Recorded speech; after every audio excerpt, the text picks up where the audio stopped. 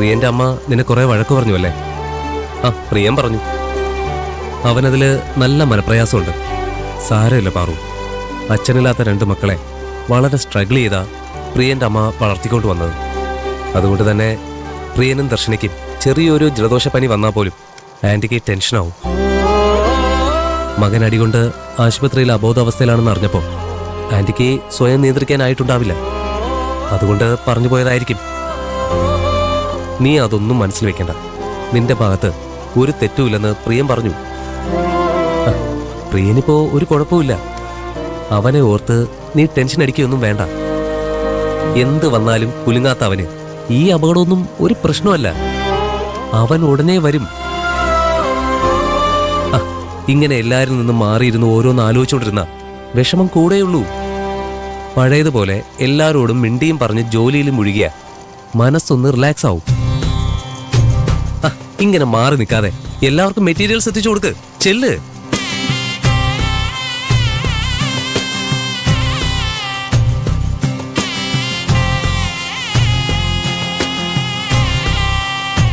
പ്രിയനിത് സംഭവിച്ചത് ആന്റിയേക്കാൾ സങ്കടം പാറൂന്. അവന് പിന്നീന്ന് തലക്കടിച്ച് വീഴ്ത്തുന്നതും അവന്റെ വേദനയും അബോധാവസ്ഥയിൽ കിടക്കുന്നതുമെല്ലാം നേരിട്ട് കണ്ടത് അവളല്ലേ. അതുകൊണ്ടായിരിക്കും ഉള്ളിൽ കരയുകയാ പാവം.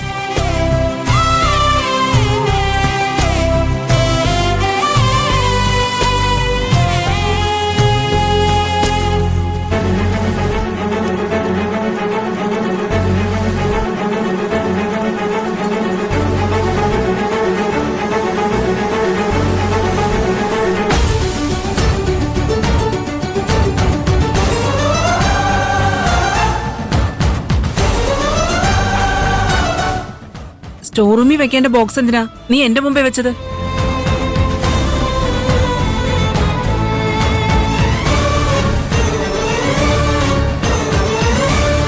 പാറു, ഇത് കട്ട് ചെയ്യാത്ത ക്ലോത്താ. ഇത് കട്ടിംഗ് സെക്ഷനിലാ കൊടുക്കേണ്ടത്.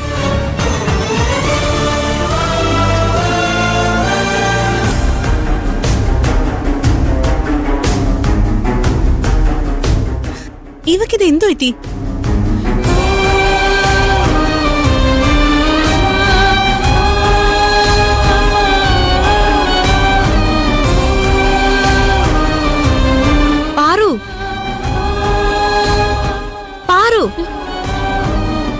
നീ ഇത് ഏത് ലോകത്താ പാറു?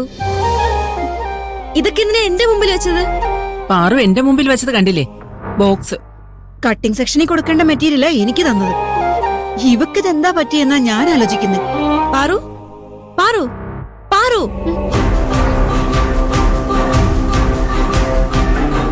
പാറു, നിനക്കിത് എന്തോ പറ്റി? ഒന്നിങ്ങ് വന്നേ, വാ.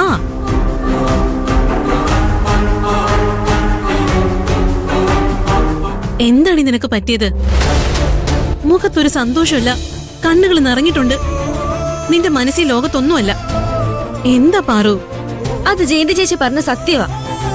ഇവളിവിടെയാണെങ്കിലും ഇവളുടെ മനസ്സ് ഇവിടെ എങ്ങുമല്ല. അത് ഞാൻ എന്തോ ആലോചനയില്. എന്താ ഇത്ര ആലോചിക്കാനെന്നാ ഞങ്ങൾ ചോദിച്ചത്. ആ ബി സെക്ഷനിൽ മെറ്റീരിയൽ എടുത്ത് കൊടുത്തിട്ടില്ല. നിക്ക്, നിന്റെ മനസ്സിൽ എന്താണെന്ന് പറഞ്ഞിട്ട് പോയാ മതി. ഇല്ലെങ്കിൽ നീ അവിടെയും തയ്ക്കാനുള്ള തുണിക്ക് പകരം തയ്ക്കാത്ത മെറ്റീരിയൽസും കാലിയായ ബോക്സും എത്തിച്ചു കൊടുക്കും. പാറു, എന്താ നിന്റെ പ്രശ്നം? ചോദിക്കുന്നത് കേട്ടില്ലേ പാറു? എന്തെങ്കിലും ഒന്ന് പറയേ. എന്തിനാ നീ കരയുന്നത്? എനിക്ക് പ്രിയൻ ചേട്ടനെ കാണണം. പ്രിയൻ ചേട്ടനോടൊന്ന് സംസാരിക്കണം. ഇതിനാണോ കാലത്ത് മുതൽ ഒരു എത്തും പിടിയും കിട്ടാത്തതുപോലെ നടന്നത്? പ്രിയനോട് സംസാരിക്കാൻ അവന്റെ ഫോണിലേക്ക് വിളിച്ചാ പോരെ? ജോലി സമയത്ത് ഫോണിൽ സംസാരിക്കാൻ കരുനാഗം സമ്മതിച്ചിട്ട് വേണ്ടേ? അയാളോട് പെർമിഷൻ വാങ്ങിയാ പോരെ? അത് ഞാൻ സംസാരിച്ചോളാം. പക്ഷെ മോഹൻ, പ്രിയന്റെ അമ്മ അറിയാതെ പ്രശ്നമാവും. അതെങ്ങനെയെങ്കിലും മാനേജ് ചെയ്യണം. പ്രിയനോടൊന്ന് സംസാരിക്കാൻ പോലും കഴിഞ്ഞില്ലെങ്കിൽ ഇവൾ ഇന്ന് മുഴുവനും ഈ മൂഡിലായിരിക്കും.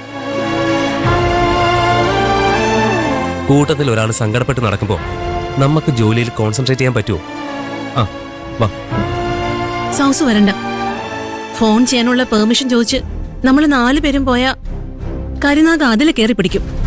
സൗസ് വരണ്ട. അല്ലെങ്കിൽ ഞാൻ വരുന്നില്ല. കാലത്ത് തന്നെ അയാളെ കണ്ട അന്നത്തെ ദിവസം പോക്ക. വാ.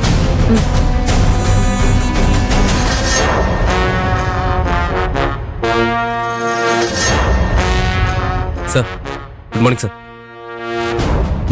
എന്താ ആശുപത്രി പോകാൻ പെർമിഷൻ വേണോ? അല്ല, ഇന്നലെ തലയ്ക്കടി കൊണ്ട് ചാവാൻ കിടന്ന് പ്രിയനാ. ഇന്നാരാണാവോ ചാവാൻ കിടക്കുന്നത്? നിലവിലുള്ളവരൊക്കെ തല്ലുകൊണ്ട് ചാത്താലേ എനിക്ക് പുതിയ എംപ്ലോയീസിനെ വെക്കായിരുന്നു. നല്ല മര്യാദ ഉള്ളവന്മാരെ. കാലത്ത് എഴുന്നേറ്റ് ഇങ്ങോട്ട് പുറപ്പെടുമ്പോ തന്നെ നരകത്തിലേക്ക് പോകുന്ന ഒരു ആന്തല മനസ്സ്.